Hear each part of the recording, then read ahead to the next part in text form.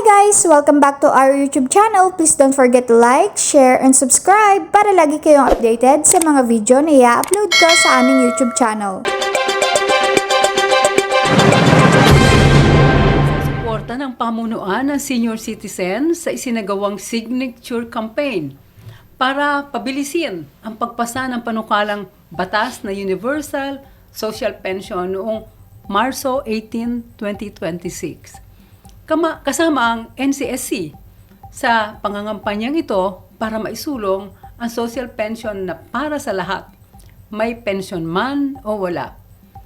Napapanahon ito lalo na ngayong may krisis sa langis at ang pagsasabatas nito ay makakatulong sa tinatayang 11 million senior citizens sa buong bansa.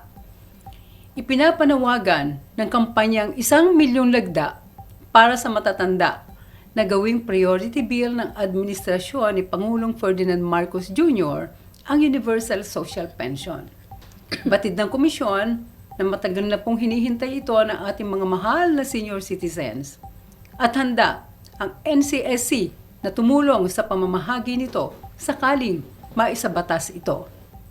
Maraming salamat sa mga katuwang natin sa Kamara, sa pangunguna ni United Senior Citizens Party List Representative Milagros Aquino Magsaysay, na chairperson ng House Committee on Senior Citizens, at maging sa iba pa pong miyembro ng committee na kasama dyan si Congressman Galang. Sa ngayon, nasa ilalim na ng Committee on Appropriations ang Universal Social Pension Bill para talakayin ang pondo nito bago isumite sa House Plenary.